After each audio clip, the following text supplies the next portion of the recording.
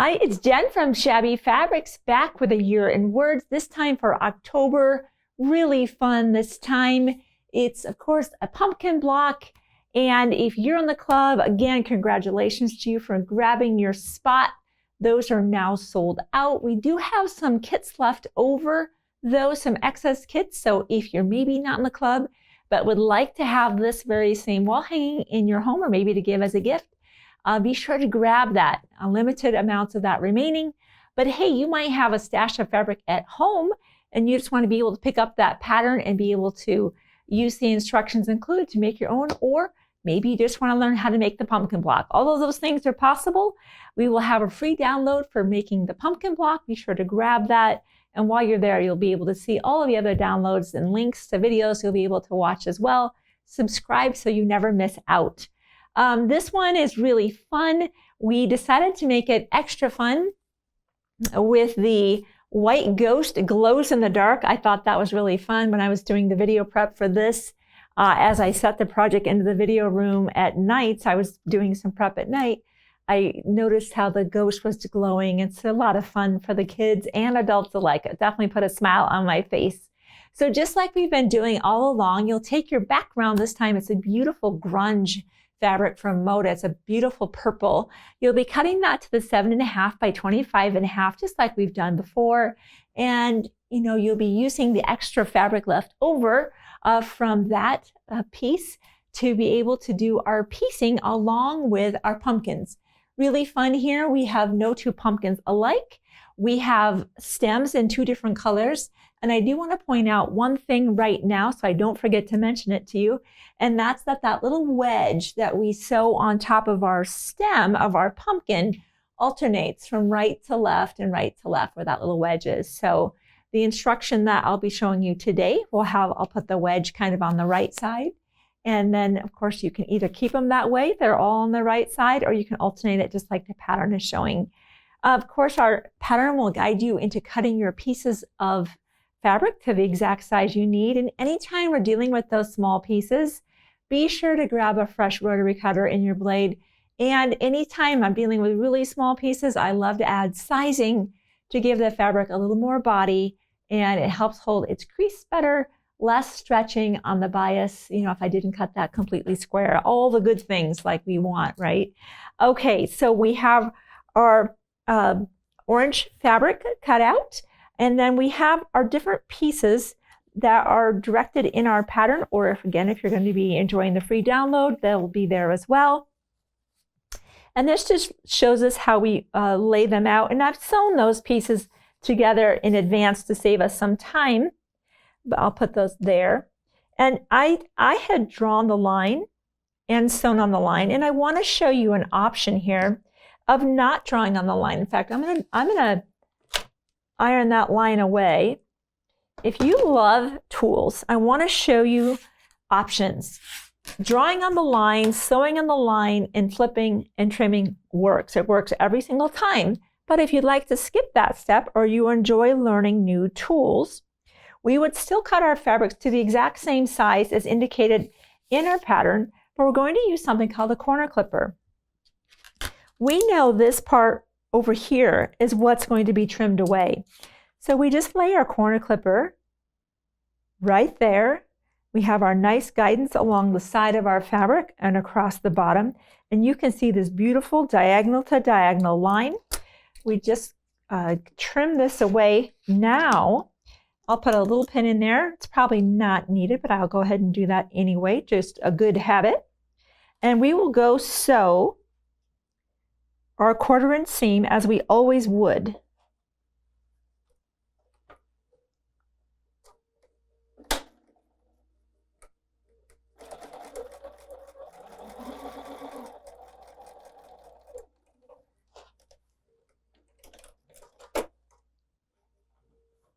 You know what I think I'll do, just for the fun of it here, is I'm going to sew the other one on the other corner, because that's how we've all learned. So I want to show you both approaches. I kind of showed you the new approach to using a corner clipper, and then I'll show you the approach that we all learned and still is absolutely tried and true.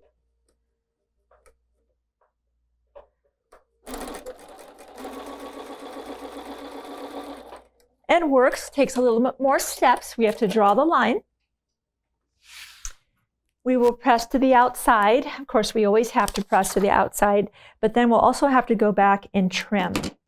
So let's just press to the outside for here and here.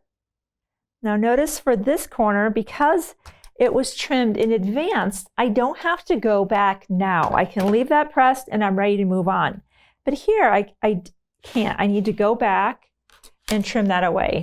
So whatever method you take to doing, this is called snowballing the corners, you'll do the same thing down here in these corners. And I'll just press that away. I took the traditional approach on this because I wanted to show you what that would look like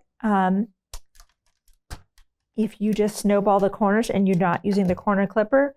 But I am finding so many times I love using the corner clipper. It increases my accuracy, reduces the number of steps it takes to snowball a corner.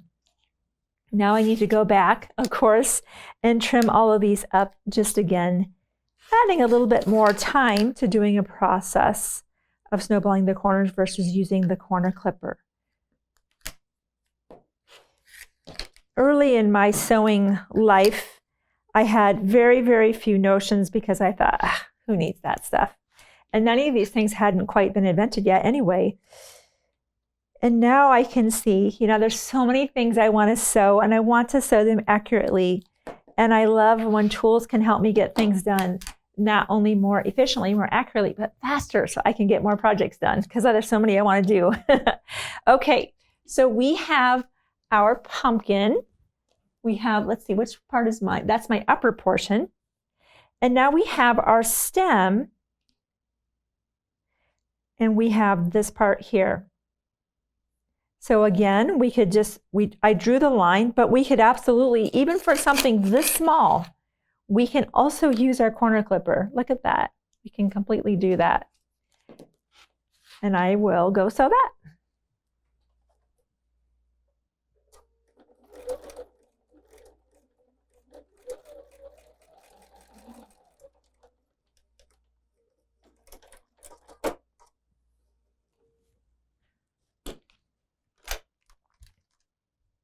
So tiny, pretty cute.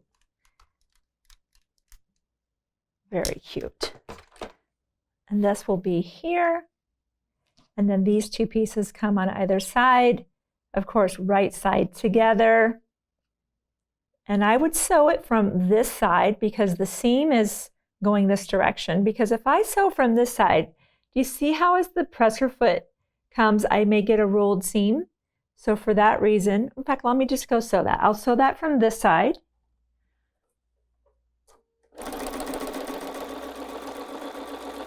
And we'll press to the outside.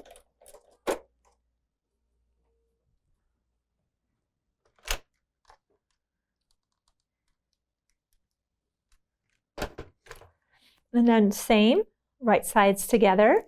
And I've sewn that one ahead of time, so that's what that'll look like. Actually, let me go ahead and just do that here, just like that. And then let's place that right side together. I can see my top portion. I can see what I've done here. This I've sewn definitely a little bit of a chunkier seam allowance. So in fact, I will seam rip this. I think I'll use the other unit I have.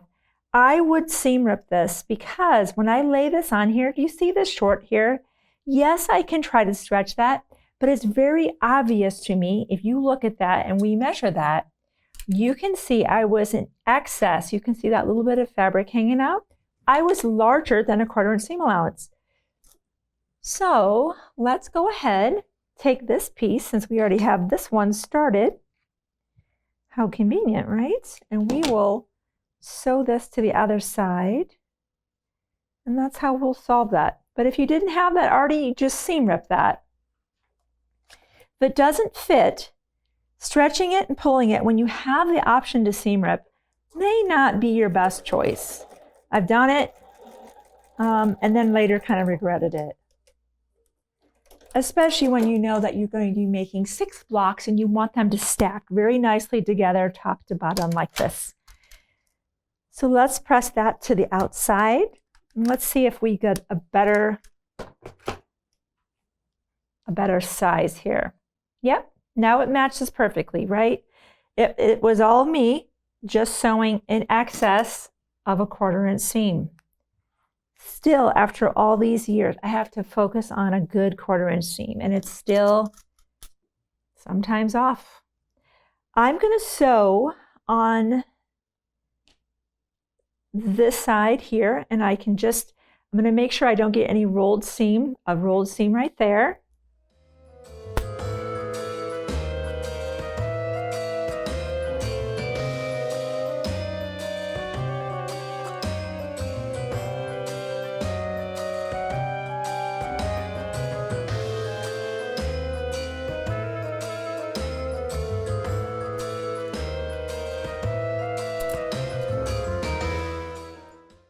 When I have a lot of bulk like that, trying to decide how to press it, really you can press one direction or the other, or press open. I kind of evaluate that of like, does it seem to have a preference? It kind of seems to want to press down, but maybe we can press open. I think it wants to press down. Let's go with down. There are times where pressing is very obvious. There's not even a question. And other times it's like, what seems to be the right way? At the end of it all, we want our block to be 4.5 inches, nice and squared up and ready to go. And that's why I love to have my 4.5 inch ruler. It keeps me honest. I place it on there and it looks like we've done a really good job. I can even trim off my little extra. Like I have just a little bit of extra up there.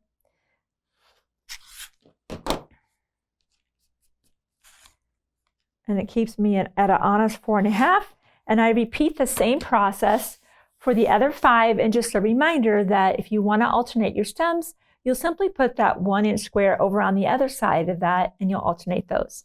Okay, once that's done, you'll go ahead and sew your pumpkin blocks together, measure that unit. You will, of course, have already appliqued all of that down. And if you've done the hand embroidery, by the way, I'll be covering that. You'd want to do that before you sewed everything together. It's a lot easier to manage a smaller portion than to sew everything together and then trying to do the hand embroidery. There's just a lot more going on.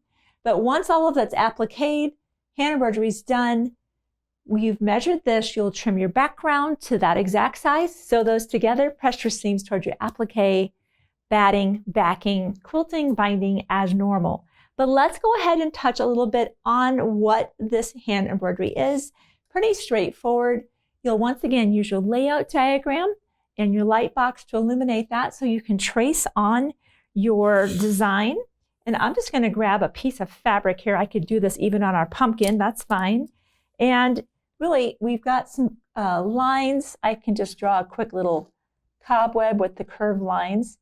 Anytime that you're dealing with curves, you know that you need to take even shorter stitches because you're trying to create the illusion of a curve with straight stitches. So this is all backstitch is what we've got here. And you can imagine, even if you don't add the hand embroidery, it's still going to be really cute. So don't worry about that if you don't want to do the hand embroidery. If you do, 2 strands of embroidery floss, you have 6 total strands included in your kit, or maybe if you're buying embroidery floss, it always comes with 6 strands. Grab 2. I have a Richard Hemming size 4 needle I've threaded, and I have a knot in the end. I'm just going to come from the behind. And as I mentioned, especially if you're going to be dealing with the curves, and I'm not right now, I'm just kind of doing the straight part of the cobweb. You can take a slightly longer stitch if you're inclined, but I would rather encourage you to get in the habit of a nice, short, consistent stitch. That's your normal go-to stitch for everything. So as you saw, I came up and then I went down a slight distance away and then I come back toward myself. And you just keep traveling in that direction. As I said, anytime you're dealing with curves, they're created with still with straight lines. So that means you need to be able to take potentially even shorter stitches to achieve that. So I'm going to try to hop up to a section here. I want you to see that. I'm just going to hop up here to one of these lines that I've drawn that's curving. Right there. So I may take as short of a stitch as here, just very short, even shorter than 1/8 of an inch, and then go the same distance down and back.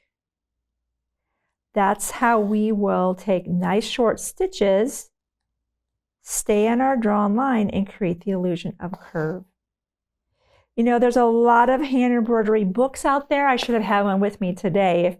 If hand embroidery is something you enjoy and you want to learn some stitches, it's an incredible book. We'll link to that in the in our YouTube tutorial here, so you'll be able to check that out if you're interested in it. Right hand stitching, left hand stitching diagrams, I love that. There are often not a lot of resources for left-handed people, so I love that they were thinking about that. But there are just hundreds and hundreds of stitches, with backstitch being probably one of the most foundational and basic stitches. But anyway, that's a great resource for you. So you'll continue on. Looks like I got a little bit of a twisted up in the back here. Let me just bring that out. And you'll just continue on. And you can see how you can create those illusion of a curve with straight lines, which is kind of cool. Then when you get ready to tie off, you'll just go back beneath the stitching where you just came from. Tie off in the back. Do that maybe once or twice. And we're just going to trim our threads. A little bit of a mess back there. There we go. And you can see this hand embroidery really does go pretty quick. So even if you've never maybe done that, glad to give it a try. Practice on maybe some scrap fabric first, and then when you're feeling confident, go ahead and move that to your actual project. So thanks for giving me part of your day to show you how to make this cute pumpkin block, how fun it is to use the corner clipper. It's a time saver. And I will see you soon on A Year in Words for November.